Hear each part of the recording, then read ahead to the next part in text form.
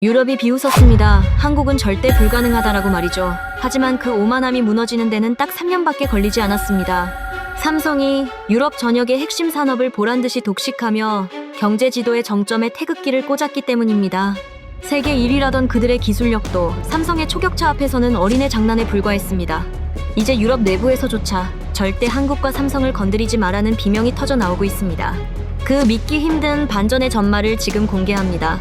시작하기 전 구독과 좋아요, 그리고 대한민국 파이팅 댓글로 한국을 응원해주세요. 웅성거리는 사람들의 낮은 목소리와 차가운 대리석, 바닥을 울리는 구두 소리가 회의실 안을 가득 채우고 있었습니다. 공기 중에는 진한 커피 향과 함께 무거운 긴장감이 감돌았고, 가끔씩 들리는 종이 넘기는 소리가 마치 날카로운 칼날처럼 귀를 자극했습니다. 저는 삼성에서만 30년 넘게 반도체와 핵심 기술 개발에 몸담아온 최영진이라고 합니다. 대한민국이라는 이름이 국제사회에서 어떤 취급을 받는지, 그리고 그 서러움 속에서 우리가 어떻게 살아남았는지를 몸소 겪어온 산증인이기도 합니다. 그날 벨기에 브뤼셀의 한 회의실에서 저는 제 인생에서 가장 강렬한 순간을 맞이했습니다. 전 유럽에 내노라 하는 경제 지도자들이 모인 그곳에서 저는 과거의 초라했던 우리 모습과 지금의 압도적인 위상을 동시에 떠올리며 가슴 벅찬 전율을 느껴야만 했습니다. 사실 불과 20년 전만 해도 우리가 이런 자리에 초대받는다는 것은 상상도 할 수 없는 일이었습니다. 그때 우리는 그저 그들이 설계한 지도를 따라가는 추격자에 불과했습니다. 유럽의 거대 기업들은 우리를 향해 언제나 오만한 시선을 보냈습니다. 한국은 기술에 근본이 없다거나 그저 남의 것을 베껴서 싸게 파는 나라일 뿐이라는 비아냥을 직접 귀로 들은 적도 한두 번이 아니었습니다. 독일의 한 유명한 최고 경영자는 저를 앞에 두고 대놓고 비웃으며 말했습니다. 당신들이 아무리 노력해도 유럽이 쌓아온 수백 년의 기술 전통을 따라잡는 것은 불가능하다고 말입니다. 그 말은 제 심장에 비수처럼 꽂혔고, 그날 밤 저는 호텔방에서 뜬 눈으로 밤을 지새우며 다짐하고 또 다짐했습니다. 반드시 그들이 우리 앞에 무릎을 꿇고 우리의 기술을 구걸하게 만드는 날을 만들겠노라고 말입니다. 그 결심은 저 혼자만의 것이 아니었습니다. 삼성의 모든 연구원과 기술자들, 그리고 대한민국이라는 이름을 가슴에 품고 전 세계를 누비던 모든 이들의 공통된 염원이었습니다. 우리는 남들이 잠든 시간에도 연구실에 불을 끄지 않았습니다. 눈이 침침해지고 손가락 끝이 무뎌질 때까지 회로도를 들여다보고 또 들여다보았습니다.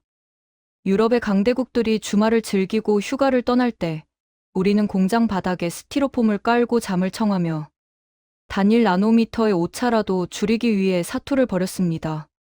그런 고통의 시간들이 쌓여 지금의 초격차 기술이 완성된 것입니다. 누구도 흉내낼 수 없고 누구도 따라올 수 없는 우리만의 독보적인 영역을 구축한 셈입니다. 브뤼셀 회의실의 대형 화면에 우리의 최신 반도체 공정과 인공지능 통합 시스템의 수치가 나타나자 회장 안은 순식간에 찬물을 끼얹은 듯 조용해졌습니다. 방금까지도 한국의 성장은 거품일 뿐이라며 목소리를 높이던 프랑스의 관료는 입을 벌린 채 말을 잇지 못했습니다. 그들이 수십조 원을 쏟아붓고도 해결하지 못했던 전력 효율 문제와 연산 속도의 한계를 우리는 이미 한 세대 앞서 해결해 놓았던 것입니다. 옆자리에 앉아있던 영국의 경제학자는 믿을 수 없다는 듯 안경을 고쳤으며 제게 조심스럽게 물었습니다. 대체 어떻게 이런 수치가 가능하냐고, 이것이 정말 현실적인 데이터냐고 말입니다. 저는 그를 바라보며 조용히 미소 지었습니다. 그리고 속으로 대답했습니다. 이것이 바로 당신들이 무시했던 대한민국의 저력이자 삼성이 증명해낸 실력이라고 말입니다. 그 순간 제 머릿속에는 수많은 얼굴이 스쳐 지나갔습니다. 영화의 날씨에도 실외 시운전을 멈추지 않았던 동료들, 가족의 얼굴보다 모니터의 데이터를 더 자주 봐야 했던 젊은 공학도들, 그리고 자원 하나 없는 나라에서 오직 사람의 머리와 끈기만으로 이 거대한 탑을 쌓아 올린 모든 국민의 얼굴이었습니다. 우리는 단순히 물건을 파는 것이 아니었습니다. 우리는 대한민국의 자존심을 만들고 있었고, 전 세계가 우리 없이는 단 하루도 문명을 유지할 수 없는 세상을 설계하고 있었던 것입니다. 이제 유럽의 어느 나라를 가도 삼성의 로고가 박힌 전광판을 보는 것은 어려운 일이 아닙니다. 하지만 그 로고 뒤에 숨겨진 우리의 피와 땀, 그리고 무시당하던 시절의 눈물을 아는 사람은 많지 않습니다. 그날 회의가 끝난 후 저를 비웃었던 독일의 경영자가 먼저 다가와 손을 내밀었습니다. 그는 떨리는 목소리로 말했습니다. 우리가 틀렸다고. 한국은 이제 단순히 따라오는 나라가 아니라 세상을 이끌어가는 거인이라고 말입니다. 그 말을 듣는 순간 제 가슴 속에서 뜨거운 무언가가 울컥하고 올라왔습니다. 30년의 세월이 보상받는 기분이었고, 대한민국이 진정으로 세계의 중심에 섰음을 확신할 수 있었습니다. 하지만 이것은 시작에 불과했습니다. 우리가 준비한 진정한 반전은 반도체만이 아니었기 때문입니다. 유럽의 강대국들이 가장 두려워하면서도 우리에게 의존할 수밖에 없는 또 다른 치명적인 기술이 그들의 숨통을 쥐고 있었습니다. 회의장 밖으로 나오자 브뤼셀의 거리는 이미 어둠이 내려앉아 있었습니다. 가로등 불빛 아래로 바쁘게 움직이는 사람들을 보며 저는 생각했습니다. 저들 중 얼마나 많은 사람이 지금 손에 든 기기 속에 혹은 타고 다니는 자동차의 핵심 장치 속에 한국의 영혼이 깃들어 있다는 사실을 알고 있을까 하고 말입니다. 우리가 만든 기술은 이제 단순한 부품이 아닙니다. 그것은 세계 경제의 혈관이며 그 혈관이 멈추는 순간 전 세계의 심장도 멈추게 될 것입니다. 유럽이 줄줄이 우리 앞에 고개를 숙이며 협력을 애걸하는 진짜 비결은 바로 여기에 있습니다. 우리가 없으면 그들의 미래도 없다는 사실을 그들이 가장 잘 알고 있기 때문입니다. 저는 다시 한번 옷깃을 여미며 호텔로 향하는 차에 올랐습니다. 창밖으로 보이는 유럽의 고풍스러운 건물들이 평소와는 다르게 보였습니다. 한때는 우리가 넘을 수 없는 거대한 벽처럼 느껴졌던 저들의 권위도 이제는 우리의 기술력 앞에서 그 빛을 잃어가고 있었습니다. 대한민국의 기세는 이제 그 누구도 막을 수 없는 거대한 파도가 되어 전 세계를 집어삼키고 있습니다. 삼성이라는 이름 아래 모인 수만 명의 인재가 만들어낸 이 기적 같은 현실은 이제 전설이 되어 기록될 것입니다. 하지만 제가 목격한 이 소름, 돋는 반전 뒤에는 아직 대중에게 공개되지 않은 더 엄청난 비밀이 숨겨져 있습니다. 그날 밤 저는 한국에서 걸려온 한 통의 전화를 받았습니다. 수화기 너머로 들려오는 다급한 목소리는 제가 예상했던 것보다 훨씬 더 큰 사건이 터졌음을 알리고 있었습니다. 유럽연합 전체가 발칵 뒤집힐 만한, 아니 전 세계의 질서를 단숨에 재편해버릴 삼성의 극비 프로젝트가 마침내 성공했다는 소식이었습니다. 이 소식이 발표되는 순간, 지금까지 우리가 본 모습은 예고편에 불과했다는 사실을 전 세계가 깨닫게 될 것이 분명했습니다. 과연 그 프로젝트의 정체는 무엇이었을까요? 그리고 왜 유럽의 지도자들은 이 소식을 듣고 절망에 빠질 수밖에 없었을까요? 그 충격적인 진실과 우리가 유럽의 심장부를 어떻게 완전히 장악했는지에 대한 더 깊은 이야기는 이제 시작됩니다. 여러분이 상상하지 못했던 대한민국의 진짜 힘, 그 소름 돋는 내막을 다음 장에서 하나씩 벗겨보겠습니다. 브뤼셀의 회의실 대형 화면에 띄워진 푸른색 도표와 복잡한 수치들이 나열되자 실내를 감돌던 공기는 차갑게 얼어붙었습니다.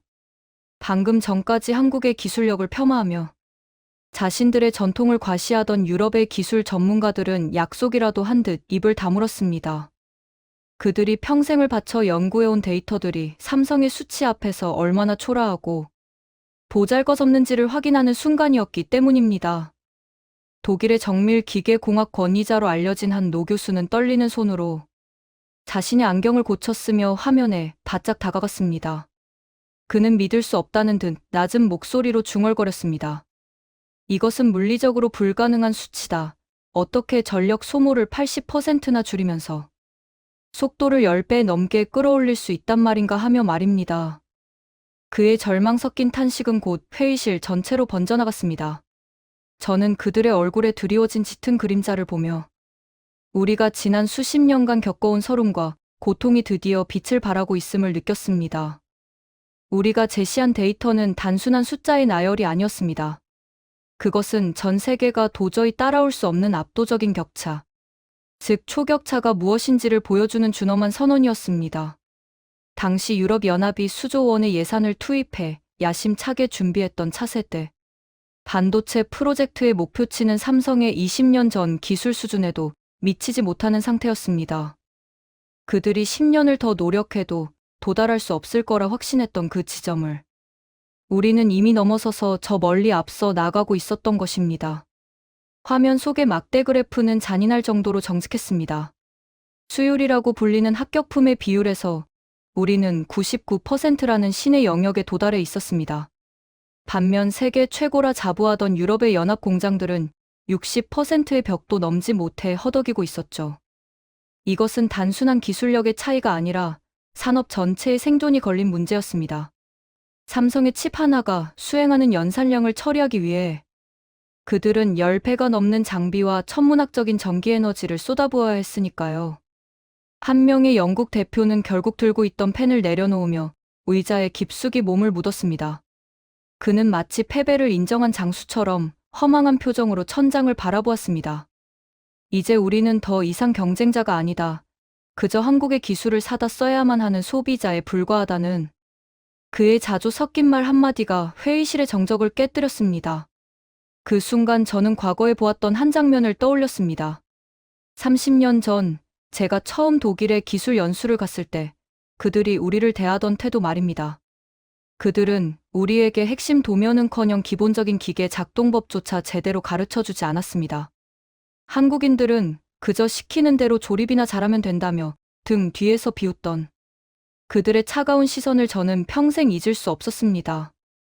하지만 이제 상황은 완전히 역전되었습니다. 세계에서 가장 까다롭기로 소문난 유럽의 엔지니어들이 이제는 제 발언 하나하나를 놓치지 않으려 귀를 기울이고 제 손짓 하나에 일희일비하는 모습을 보며 묘한 쾌감이 느껴졌습니다. 하지만 그들이 본 것은 빙산의 일각에 불과했습니다. 그들이 가장 경악했던 부분은 따로 있었습니다. 바로 인공지능이 스스로 학습하고 진화하며 에너지를 관리하는 통합 제어 시스템이었습니다. 이 시스템은 단순히 기계를 돌리는 소프트웨어가 아니었습니다. 수억 개의 데이터를 순식간에 분석해 최적의 답을 찾아내는 마치 살아있는 유기체와 같은 기술이었습니다.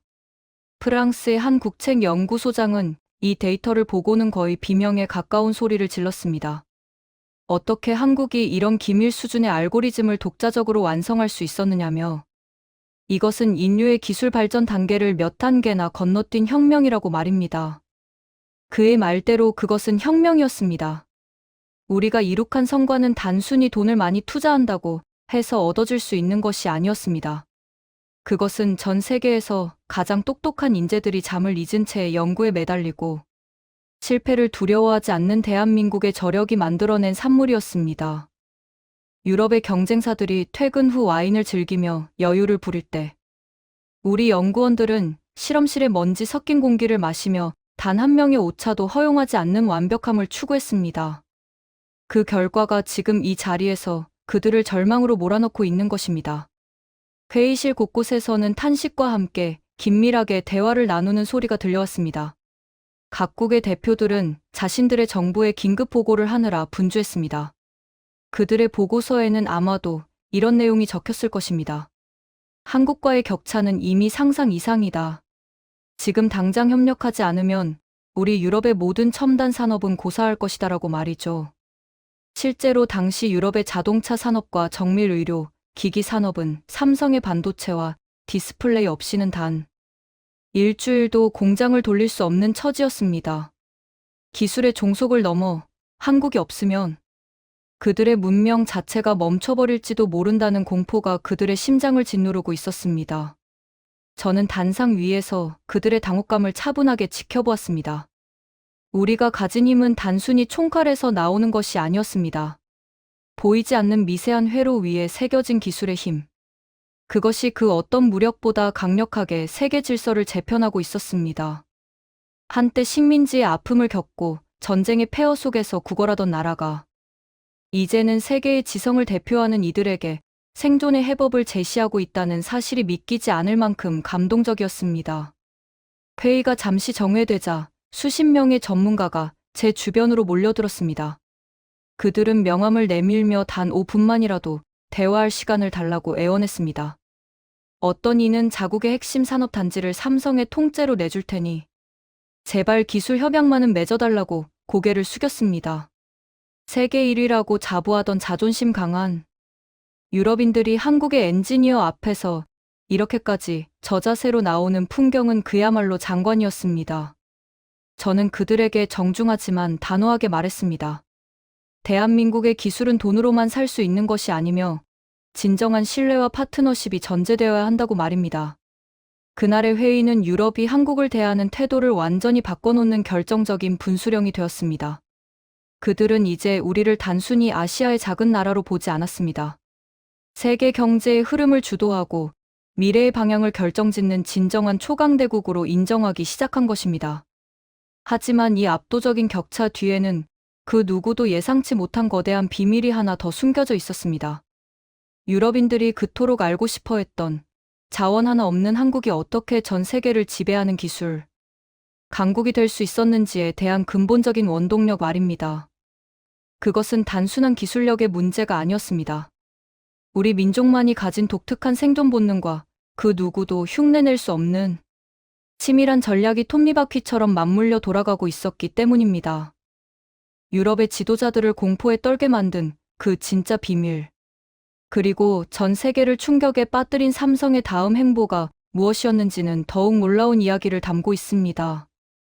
우리가 어떻게 유럽의 심장부에서 그들의 생존권을 완전히 거머쥐게 되었는지, 그 소름 돋는 뒷이야기가 다음 장에서 이어집니다. 과연 우리 대한민국이 숨겨놓은 마지막 카드는 무엇이었을까요? 그 상상 초월의 전말을 지금 바로 공개합니다. 브뤼셀의 깊은 밤, 호텔 창밖으로 보이는 도시의 불빛은 평화로웠지만 제 머릿속은 서울에서 걸려온 전화 한 통으로 인해 폭풍이 몰아치는 것 같았습니다. 수화기 너머로 들려온 그 목소리는 차분했지만 그 안에 담긴 내용은 인류의 경제 지도를 바꿀 만큼 거대한 것이었습니다. 삼성이 극비리에 추진해온 이른바 무한기술, 제어 시스템과 초격차 보안망이 마침내 완벽하게 통합되었다는 소식이었습니다. 이것은 단순히 반도체 하나를 더 잘 만드는 수준이 아니었습니다. 전 세계의 전력망, 통신망, 그리고 에너지 공급망을 단 하나의 오차도 없이 관리할 수 있는, 그야말로 지구의 신경계를 우리가 장악하게 되었다는 뜻이었으니까요. 저는 침대에 앉아 한참 동안 벽을 바라보았습니다. 유럽의 지도자들이 그토록 우리를 두려워하면서도 매달릴 수밖에 없었던 진짜 이유가 바로 여기에 있었습니다. 그들은 이미 알고 있었던 것입니다. 자신들이 사용하는 모든 첨단 기기뿐만 아니라 겨울철 난방을 조절하는 시스템부터 국가 안보를 책임지는 국방통신망까지, 그 모든 것의 뿌리에 한국의 기술이 깊숙이 박혀 있다는 사실을 말입니다. 만약 우리가 공급을 중단하거나 시스템에 미세한 균열이라도 낸다면 유럽의 문명은 단 하루 만에 중세시대로 후퇴할 수도 있는 상황이었습니다. 하지만 이 기술력보다 더 무서운 것은 바로 우리가 가진 생존의 비밀, 즉 신뢰라는 이름의 무기였습니다. 사실 유럽인들이 우리에게 가장 경악하는 부분은 우리가 가진 자원이 전혀 없다는 점입니다. 석유 한 방울 나오지 않고 변변한 지하자원 하나 없는 이 작은 나라가 어떻게 전 세계의 에너지를 주무르고 기술의 정점에 설 수 있었을까요? 그 비결은 바로 우리가 수십 년간 쌓아온 소름, 돋는 약속 이행의 역사에 있습니다. 과거 1983년 사우디아라비아의 뜨거운 사막 한복판에서 있었던 일을 기억하는 이는 많지 않습니다. 당시 몰아닥친 경제 위기와 모래 폭풍 속에서 미국과 유럽의 거대 건설사들은 자신들의 이익이 줄어들 자 가차 없이 현장을 버리고 철수해버렸습니다. 하지만 그 지옥 같은 현장에 끝까지 남은 이들이 있었습니다. 바로 대한민국의 노동자들이었습니다. 그들은 입과 코에 모래가 씹히는 고통 속에서도 자신들이 맺은 계약을 지키기 위해 공사를 멈추지 않았습니다. 약속은 목숨보다 귀하다는 그 단순한 진리 하나로 그들은 기적을 일궈냈고, 그때 심어진 대한민국의 신뢰라는 씨앗은 수십 년 뒤 거대한 나무가 되어 전 세계의 심장부를 지탱하고 있는 것입니다. 유럽의 한 국방 전문가는 제게 이렇게 말한 적이 있습니다. 한국은 가장 믿을 수 없는 상황에서 가장 믿음직한 결과를 내놓는 유일한 민족이라고 말입니다. 실제로 최근 전 세계 공급망이 붕괴하고 모든 나라가 자기 앞가림에 급급할 때 유일하게 약속된 물량을 단 하루의 오차도 없이 전달한 나라는 대한민국뿐이었습니다. 우리가 만든 반도체와 에너지 제어 시스템이 유럽 전역으로 퍼져나갈 때 그들은 단순히 물건을 사는 것이 아니라 대한민국에 흔들리지 않는 신뢰를 사고 있었던 셈입니다. 더욱 놀라운 사실은 삼성의 기술진이 개발한 이 보안 시스템이 유럽연합의 핵심 국가 기밀 시설에 이미 적용되어 있다는 점입니다. 그들이 자랑하는 정밀 유도, 무기, 핵 잠수함의 통제 장치, 그리고 국가 기관 통신망까지 모두 삼성의 부품과 소프트웨어가 없으면 작동조차 하지 않습니다. 한때 우리를 조롱하며 무시했던 프랑스와 독일의 지도자들이 이제는 비공개 회의에서 우리 정부 관계자의 손을 붙잡고 제발 기술 지원을 끊지 말아달라며 간청하는 상황이 벌어지고 있는 것입니다. 이것은 무력으로 정복한 것이 아닙니다. 기술과 신뢰라는 보이지 않는 사슬로 그들의 생존권을 우리가 완벽하게 거머쥔 것입니다. 하지만 여기서 끝이 아닙니다. 제가 목격한 진정한 생존의 비밀은 바로 위기 속에서 더욱 강해지는 한국인의 유전자였습니다. 과거 일본이 핵심 소재의 수출을 막으며 우리 경제의 숨통을 조이려 했던 사건을 기억하실 겁니다. 전 세계는 한국의 반도체 산업이 곧 무너질 것이라며 비관적인 전망을 쏟아냈습니다. 하지만 우리 연구원들은 절망하는 대신 연구소 바닥에 침낭을 깔았습니다. 그들은 1년도 채 되지 않는 짧은 기간 안에 그 누구도 불가능하다고 했던 소재 국산화를 완벽하게 성공시켰습니다. 압박을 가할수록 더 단단해지는 강철 같은 민족성. 이것이 바로 유럽의 엘리트들이 가장 공포를 느끼는 대목입니다. 그들은 우리를 밟으면 죽는 잡초라고 생각했지만 사실 우리는 밟을수록 더 깊이 뿌리를 내리고 거대하게 자라나는 기적의 생명체였던 것입니다. 브뤼셀의 회의장에서 제가 마주했던 유럽의 관료들은 이제 우리에게 질문을 던집니다. 대체 무엇이 당신들을 이토록 강하게 만드느냐고 말입니다. 저는 그들에게 말해줍니다. 우리는 잃을 것이 없던 시절부터 오직 서로를 믿고 약속을 지키며 오늘을 만들어왔다고 말입니다. 우리가 가진 진짜 자원은 땅 밑에 묻힌 석유가 아니라 우리 국민의 머릿속에 든 지혜와 가슴속에 품은 도끼, 그리고 세계 그 누구도 따라올 수 없는 책임감이라고 말입니다. 유럽의 지도자들은 이제 밤잠을 설치고 있습니다. 삼성이 주도하는 이 거대한 기술 생태계에서 소외되는 순간 자신들의 국가 경쟁력은 순식간에 사라질 것이라는 공포 때문입니다. 실제로 영국의 총리실에서는 긴급 안보 회의가 열렸고 그곳에서 나온 결론은 충격적이었습니다. 한국과의 전략적 동맹을 최우선 순위로 두지 않는다면 영국의 미래는 없다는 것이었습니다. 세계 최강의 정보력을 자랑하던 그들이 내린 결론이 결국 대한민국에 대한 전적인 의존이라는 사실은 우리에게 시사하는 바가 큽니다. 우리는 이제 단순히 물건을 잘 만드는 나라를 넘어 세계의 질서를 유지하는 관리자의 위치에 올라섰습니다. 유럽의 모든 공장이 멈춰서고 에너지 위기로 온 대륙이 추위에 떨 때 유일하게 환하게 빛나고 있는 곳이 대한민국이라는 사실은 결코 우연이 아닙니다. 그것은 수십 년 전부터 우리가 준비해온 치밀한 생존 전략의 결과물이며 그 어떤 강대국도 넘볼 수 없는 우리만의 독보적인 영역입니다. 하지만 이 모든 성공의 이면에는 아직 우리 국민조차 잘 모르는 더 뜨겁고 눈물겨운 역사가 숨어 있습니다. 유럽인들이 우리를 보며 소름 끼치는 전율을 느끼는 진짜 이유는 단순히 뛰어난 기술력 때문만은 아니었습니다. 그들의 차가운 이성으로는 도저히 이해할 수 없는 한국인만이 가진 독특한 정신적 힘과 역사의 파편들이 어떻게 거대한 힘으로 응집되었는지를 알게 되었을 때 그들은 비로소 우리 앞에 진심으로 고개를 숙였습니다.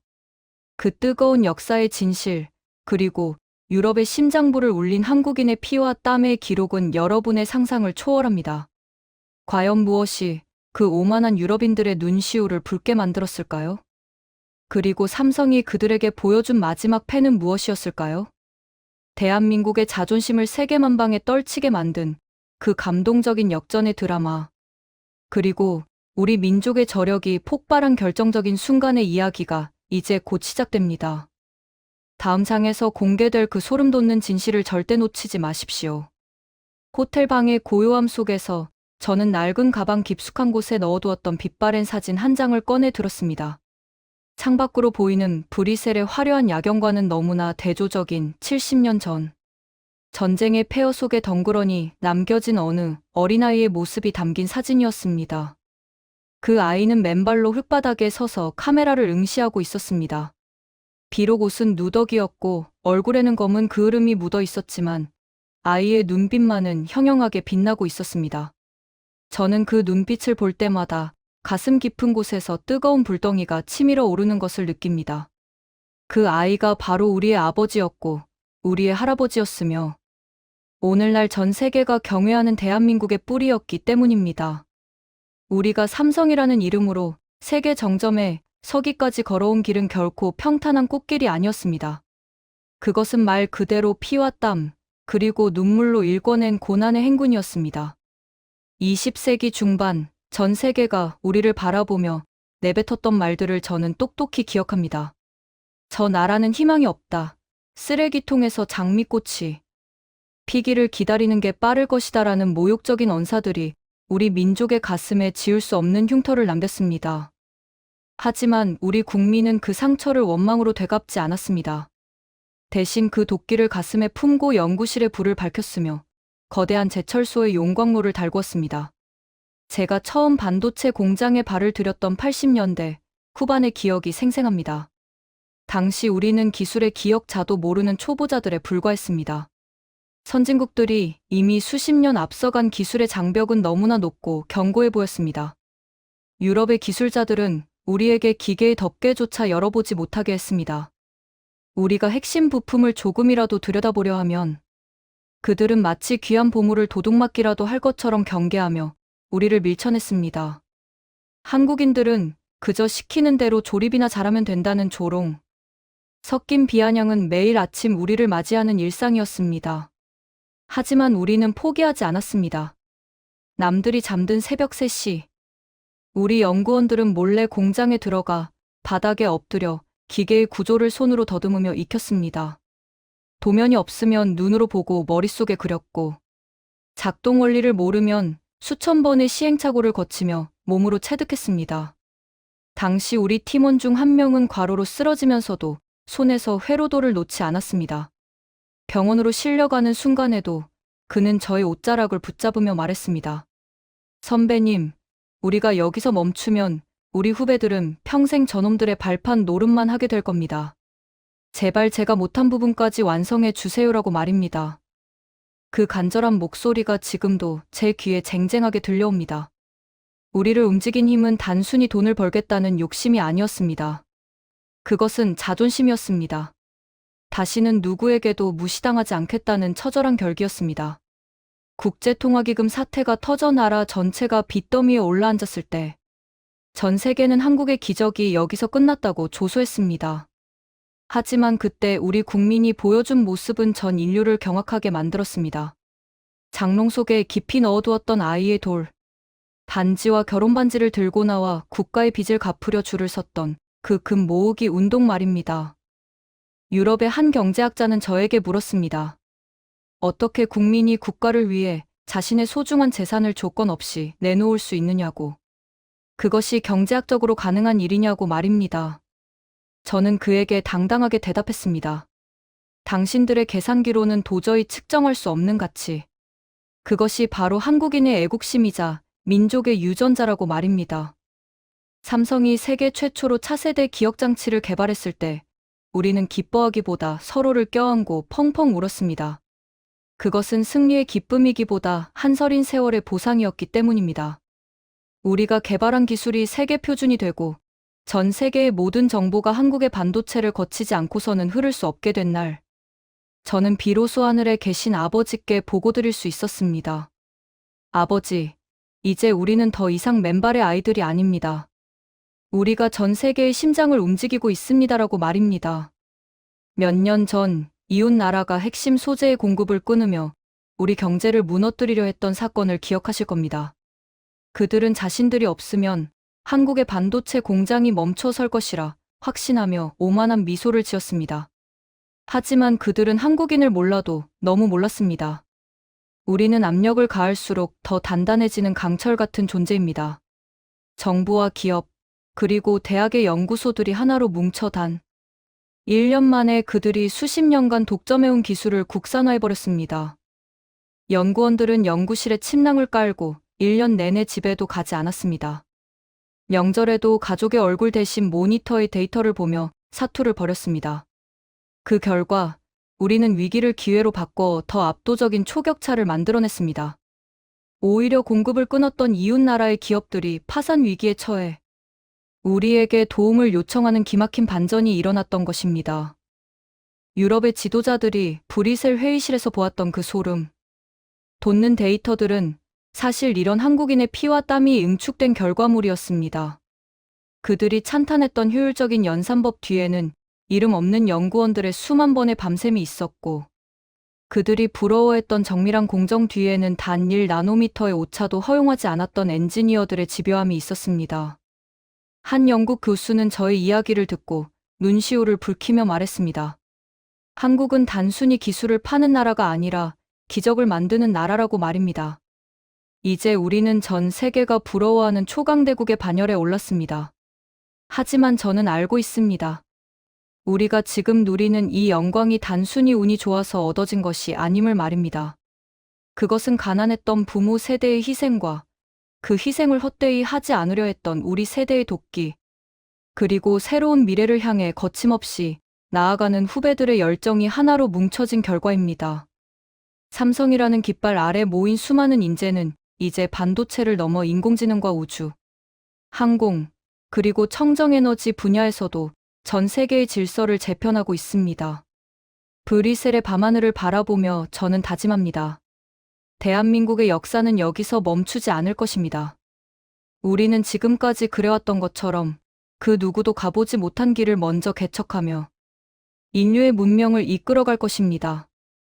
유럽의 강대국들이 우리 앞에 무릎을 꿇고 협력을 구걸하는 지금의 현실은 시작일 뿐입니다. 우리가 준비한 마지막 반전은 그들의 상상을 훨씬 뛰어넘는 수준이기 때문입니다. 삼성의 연구실 깊숙한 곳에서 완성된 지구의 운명을 바꿀 수 있는 궁극의 기술이 이제 공개될 준비를 마쳤습니다. 이 기술이 세상에 나오는 순간 대한민국은 단순히 경제, 강국을 넘어 인류의 미래를 결정짓는 진정한 태양으로 떠오르게 될 것입니다. 유럽인들을 공포와 경외심에 사로잡히게 만든 그 마지막 카드의 정체는 무엇일까요? 그리고 대한민국이 이끌어갈 새로운 천년의 모습은 어떤 것일까요? 그 가슴 벅찬 미래와 전 세계가 우리에게 바치는 마지막 헌사의 현장을 다음 장에서 생생하게 전해드리겠습니다. 여러분은 대한민국 국민이라는 사실 하나만으로도 충분히 자부심을 가질 자격이 있습니다. 그 찬란한 마지막 이야기를 지금 바로 시작합니다. 브뤼셀의 모든 일정이 끝나고 저는 공항으로 향하는 차 안에서 창밖을 내다보았습니다. 수백 년의 역사를 간직한 유럽의 고풍스러운 건물들 사이로 이제는 너무나 익숙해진 삼성의 푸른색 로고가 곳곳에서 빛나고 있었습니다. 그 로고는 단순히 기업의 상표가 아니었습니다. 그것은 지금 이 순간 유럽의 모든 전력망을 통제하고 자율주행차들의 두뇌 역할을 하며 국가 간의 기밀 통신을 보호하는 거대한 신경망의 상징이었습니다.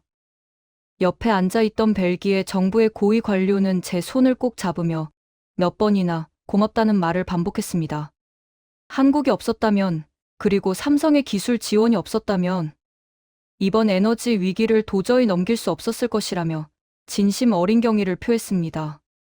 한때 우리를 변방의 작은 나라로 치부하던 그 오만한 유럽인들이 이제는 대한민국의 입만 바라보며 안도의 한숨을 내쉬는 세상이 온 것입니다. 이것은 단순히 기술의 승리가 아닙니다. 이것은 대한민국이라는 이름으로 하나가 된 우리 모두의 승리입니다. 지금 이 영상을 보고 계시는 여러분, 그리고 각자의 자리에서 묵묵히 소임을 다하고 계시는 우리 국민 한 분 한 분이 바로 이 기적의 주인공입니다. 우리가 공장에서 흘린 땀방울이 반도체의 회로가 되었고, 우리가 연구실에서 보낸 불면의 밤들이 인공지능의 알고리즘이 되었습니다. 그리고 무엇보다 어떤 위기 앞에서도 굴복하지 않고 다시 일어서는 우리 특유의 강인한 의지가 전 세계를 굴복시킨 진정한 무기가 되었습니다. 이제 전 세계는 한국을 단순히 본받아야 할 모델이 아니라 자신들의 미래를 의탁해야 할 유일한 구원자로 여기고 있습니다. 우리가 그려갈 미래는 이제 시작일 뿐입니다. 삼성은 이미 인류가 꿈만 꾸어왔던 무한 에너지, 제어 기술과 노화를 극복하는 정밀, 의료 시스템의 상용화를 앞두고 있습니다. 이 기술들이 세상에 본격적으로 깔리기 시작하면 인류의 삶은 대한민국을 중심으로 완전히 재편될 것입니다. 유럽의 도시들이 우리 기술로 다시 태어나고 아프리카의 황무지가 우리 에너지 시스템으로 옥토로 변하는 광경을 우리는 곧 보게 될 것입니다. 전 세계 어디를 가도 태극기를 보며 경의를 표하고 한국말을 배우기 위해 수천 명이 줄을 서는 이 소름 돋는 현실은 이제 우리에게 일상이 될 것입니다. 영국 옥스퍼드 대학교의 교수는 한국인의 유전자가 세계 어디에도 없는 특별함을 지녔다고 분석했습니다. 그 분석은 틀리지 않았습니다. 우리는 위기 속에서 더 빛나는 민족이며 불가능을 가능으로 바꾸는 기적의 상징이기 때문입니다. 저는 확신합니다. 우리 대한민국은 이제 그 누구도 넘볼 수 없는 초강대국의 지위를 영원히 유지할 것입니다. 우리에게는 자원은 없지만 세상 그 무엇보다 귀한 사람이라는 자원이 있기 때문입니다. 수천 년의 역사 속에서 숱한 침략과 시련을 이겨내며 단련된 우리의 유전자는 이제 세계 문명의 새로운 표준이 되었습니다. 오만했던 강대국들이 우리 앞에 무릎을 꿇고 협력을 구걸하는 지금의 모습은 결코 일시적인 현상이 아닙니다. 그것은 역사가 제자리를 찾아가는 과정이며 대한민국이 마땅히 누려야 할 영광의 시대가 도래했음을 알리는 신호탄입니다. 미국 매사추세츠 공과대학교의 교수조차 강대국의 정의가 바뀌어야 한다고 경고하며 한국의 위상을 높게 평가하고 있습니다. 이제 우리는 명실상부한 세계 1위의 자부심을 가슴에 품고 당당히 나아가야 합니다. 동료 여러분, 그리고 존경하는 국민 여러분, 우리는 충분히 자부심을 가져도 좋습니다. 우리가 만든 이 찬란한 역사는 후세에 길이 남을 전설이 될 것입니다. 삼성이 열어젖힌 이 초격차의 문 너머에는 우리가 상상조차 하지 못했던 더 거대한 영광이 기다리고 있습니다. 대한민국 국민이라는 사실 하나만으로도 충분히 행복한 오늘입니다. 이 기적 같은 이야기를 함께 해주신 여러분께 진심으로 감사드립니다. 대한민국의 기세가 전 세계를 완전히 뒤덮어버린 오늘, 여러분의 가슴 속에 뜨거운 자부심이 피어올랐기를 바랍니다. 대한민국의 찬란한 미래를 위해 우리 모두 파이팅을 외치며 마무리하겠습니다. 시청해주셔서 감사합니다. 대한민국 파이팅!